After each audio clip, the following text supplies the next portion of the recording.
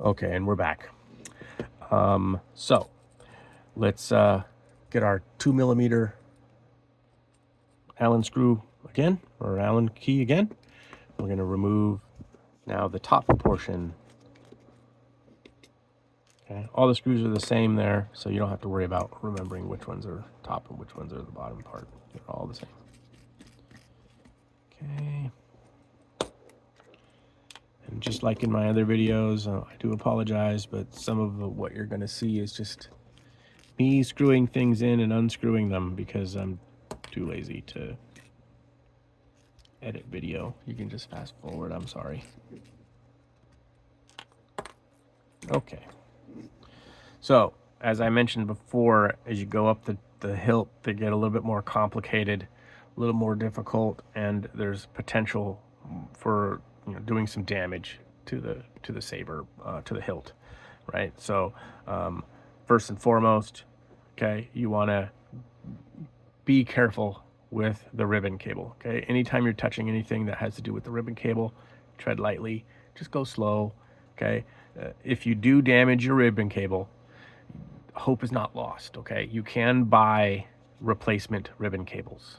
Okay, and in fact, I'll provide a link to the ribbon cables that I found. This is a stock ribbon cable, right? Because I haven't opened this saber ever before, but you can find them. There is a specific type of ribbon cable that you need to get, not only for the number of contacts, but also the style, because some of them will have the pad on the bottom on one end and pad on the top on the other end, and I'll provide all those links and stuff like that in the description of the video. So essentially, we've got the screws out of the top. Okay, so we're going to slide off the base. Now, you want to push the base out of the top sleeve. Don't pull, not yet, not till you can get a purchase right here on this part.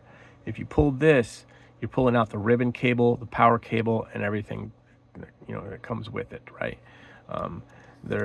You can sometimes, okay, on this one I can slide. There's an inner cover here that allows that covers up the ribbon cable and the power cable, so it can travel from the base of the hilt to the top of the hilt.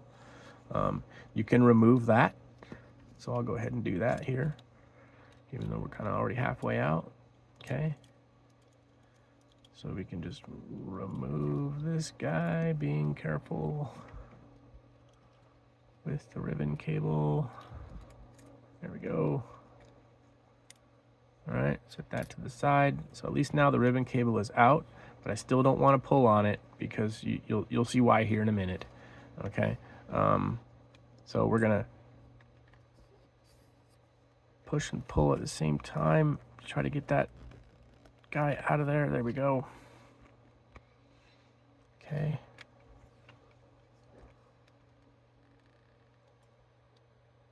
It's coming just slow. Okay, so we're almost all the way out now. Get out of the way.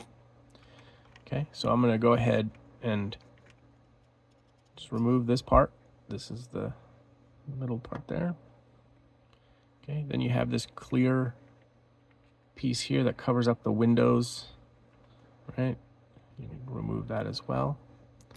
Okay, and now we have the ribbon cable and the power cable sticking out. So what I'm going to do is, since this one's being really difficult, okay, there we go. So I'm just kind of pulling on the base. There we go. Right. And we got it out, right? Be gentle.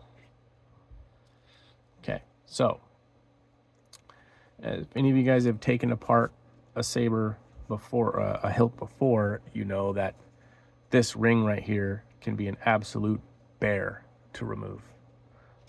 I've even seen some of them where there's double-sided tape inside of them. So then I've seen others where I just pop them right off.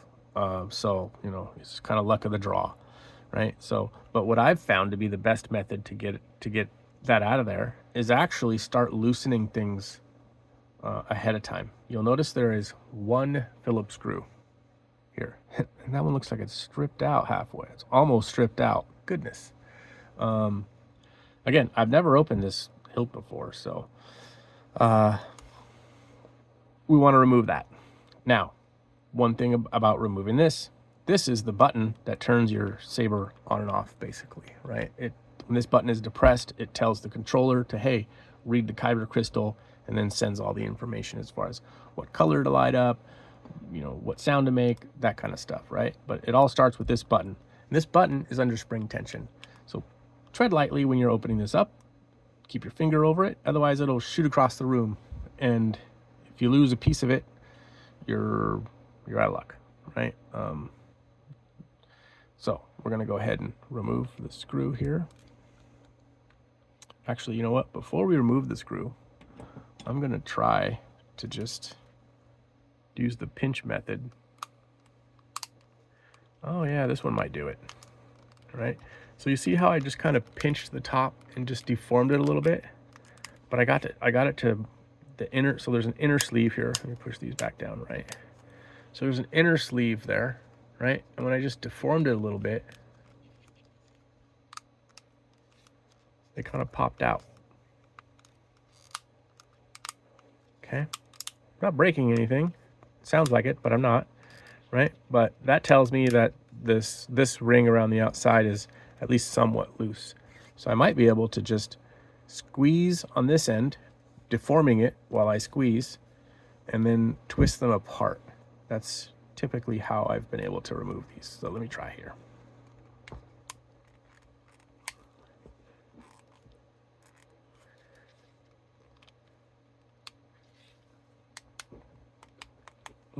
Coming. Oh, there we go. All right, so I was able to just twist it and kind of walk it out. And there we go. Okay. So you'll see here there's a channel inside that lines up with the channel here. So you know how on your blade there's a thick tab and a thin tab. Those correspond with these two sides here. Okay. And then there's a thick side of the channel here and a thin side of the channel here, and they would obviously line back up that way. Okay. Now, one other thing to look at. I know there's a lot of things that I keep mentioning, but all right, you see the rectangular tab in there. It's critical to note and to remember the alignment of that, you know, of that, I don't know what it's called, like a tab. That essentially mates with the back of your blade, right? Back of the blade, there's a rectangle hole, void, and that tab there mates with that, and then it goes down inside, right? So the blade would go in, it would line up with those holes, and then that would help it to line up with the three tabs that you see there, right? Data on the bottom, positive and negative on the left and or right side. I can't remember which it is now in this orientation, but and then the blade goes in and it twists, right? Twists clockwise in this case, right? So we want to make sure that we remember that that rectangle lines up with the small side, okay? So that rectangle lines up with the small insertion tab, okay, on the blade itself. So if we looked at a blade, okay, like here's a blade, you see the, let me just try and get this on the camera here. So this is the small tab, right? There's the big tab, small tab, and it's on the top, right? So that's where we want to make sure when we're reassembling this that we put that back in. Otherwise, it'll all go back in, you'll think it's great, you'll go to put a blade in and it won't go in. And then you have to do the whole thing all over again. And it's so much fun. Okay. All right, let's get that screw out. Let's get going here.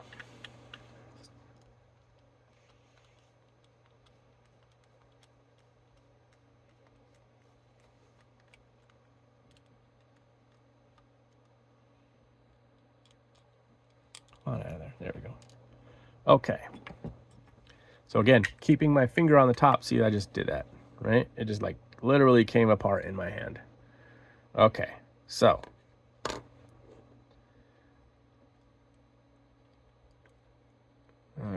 and there's what we have for the top. So again, this is that spring-loaded button here. This little lever right here depresses a very small micro switch that's in here. Okay, and that is essentially what turns the whole blade or the whole hilt on and off. Okay, so it's very, very important we don't lose any pieces here. Okay, so we're gonna go ahead and put that over here to the side. Let's get that out of the way. Okay, and then this is essentially your blade here.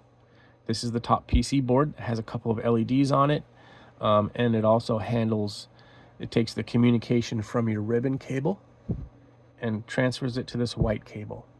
So, okay, so I'm gonna break right here, and we're gonna go over some of the troubleshooting steps and issues and things that you'll find, or at least that I have found in trying to help people troubleshoot their saber, the hilts.